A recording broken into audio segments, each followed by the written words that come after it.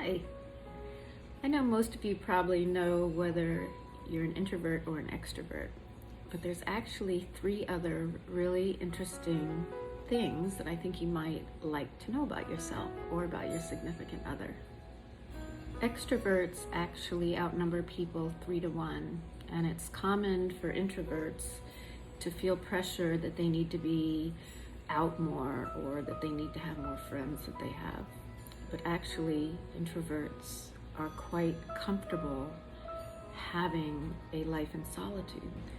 Introverts do enjoy being alone and they make great listeners. They usually think first and then speak second. Extroverts, not surprisingly, often have many more friends, and they value that as something that's very important to them. Community is more important to them also. Extroverts aren't as affected by external stimuli as introverts are. And sometimes extroverts find listening more difficult than they find talking. So who are you so far? The next question is, are you a sensor or are you an intuitive? And we all probably know both of these types. This isn't as black and white as the first question, but it's how we perceive the world. How do we take information in? From 60 to 70% are sensors.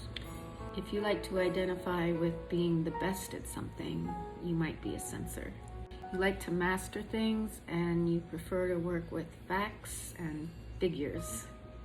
So you would like to have a job or even a task that gives you tangible results. Intuitives, on the other hand, look at the big picture and can get kind of out of sorts if they have to get into teeny-weeny details. I'm an intuitive, and sometimes I'm known as absent-minded, and that is one of the intuitive's traits.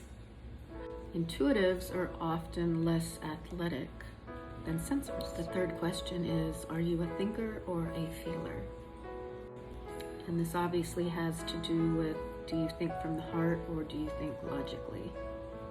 Thinkers are probably better in authority because they have to make the tough decisions that can also affect other people, say in workplaces.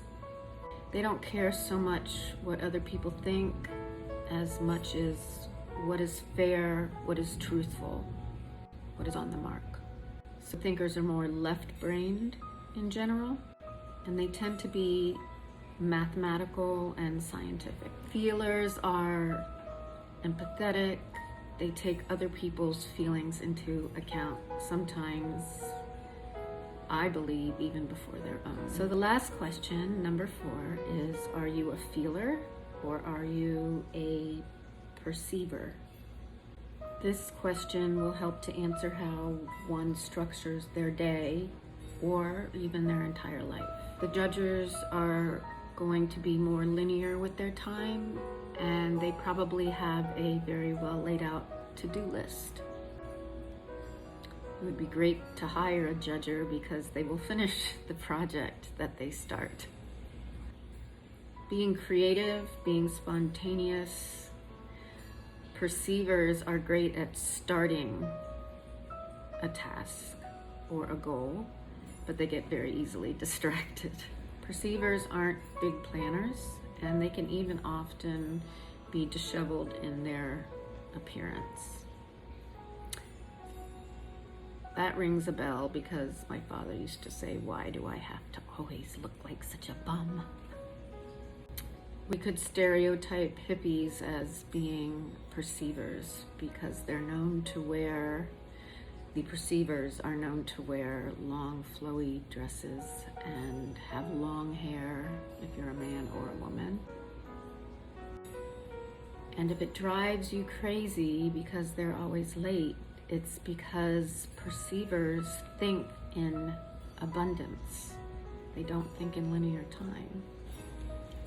So, not only is this a great little test to see what your type is or your personality traits, but also when you are looking for that partner.